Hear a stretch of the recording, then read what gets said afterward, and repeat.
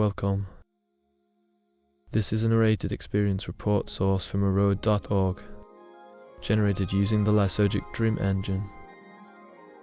This video is not an endorsement, not medical advice, and does not encourage illegal activity. Listener discretion is advised. A trip to hell and back. A ketamine trip report.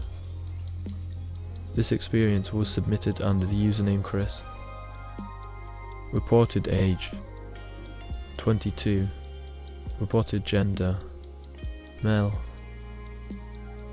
It was a warm summer's morning in the UK.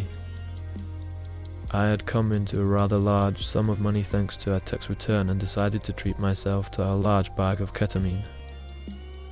As a user for nearly 2 years, I was pretty comfortable with taking the drug, and 1 gram was not an unusual amount to take. I took it in large quantities to achieve the maximum trippy results, and they were always beautiful. But not on this night. I was out with a friend, T, who was an on and off ketamine user. I had been having a few relationship problems and wanted to take my mind off him. We sat on a bench in the middle of the local woods, and I offered him a large line, well in excess of 1 gram. He declined and only sniffed a small amount. I estimate it to be less than 5 grams. I added an extra gram or so to the line and snorted that bad boy up. Immediately my left eye felt like it was about to explode. I knew this meant I was in for a heavy trip from past experiences, but luckily I didn't live too far away and said, "We need to go. I'm going to trip hard." He suggested we stay for a little while longer. I knew it was a bad idea, but we sat there for a while anyway. About 2 minutes later, he said he could feel it kicking in hard. I told him I could feel it too. His ketamine was clearly stronger than any we had taken before. We set off immediately back to our house. As soon as we hit the main road, my body began to resist my movement. I held onto a wall. I felt as though I had been hit with a sudden gust of hurricane-force wind.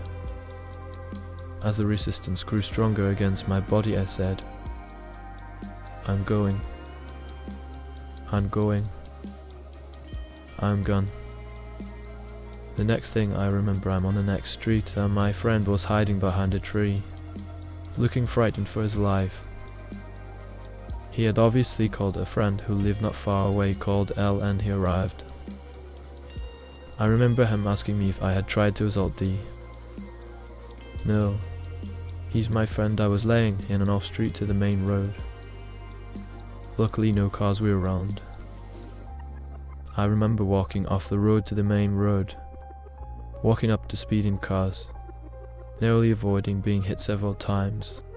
The traffic was honking at me and I was trying to offer something to them.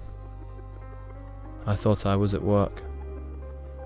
I was trying to sell cars to passing cars. L called another friend who lived next door to me, S. Apparently I was lashing out with my arms at anyone who got near me, and S was a heavily built fellow who had before restrained me when I was on a booze-fueled rampage in the town. He arrived. I had laid back in the middle of the side street. I remember him walking down with the most bemused look on his face. Me laid in the road, D hiding from me, clearly tripping badly from whatever I had just put him through. I was led home by S and I laid in my bed. That wasn't even the worst of it. I woke up in bed, with only faint memories of what had happened earlier that day. I phoned my friends that night and thanked them for looking after me, then phoned my girlfriend telling her what had happened. I still had more than 1 gram left in the bag, and I said to her, "I don't wish this on anyone. I'll finish it now, then I'll never do it again." I was right, because what followed after that line was nothing short of confusing. All I remember was being on the phone to her some time later. I looked over to my bedroom door to see a policeman and woman and paramedic standing at my doorway. This was no trip. This was real. I put the phone down and greeted them. A policewoman spoke to me. My family had left the house and called them. Apparently I had walked through the living room, shouting gibberish and swinging my arms around. I had no idea of this. I had walked through the living room, shouting gibberish and swinging my arms around. I had no idea of this. I was led out to a waiting ambulance and I walked cautiously around it. They asked me to get in. The policewoman accompanied me. I apologized profusely throughout the journey. I assured them I needed sleep and that I would be okay. I spent some time at the hospital. They didn't treat me, nor did I deserve it. My mum took me home. Since then I have stayed away from any drug.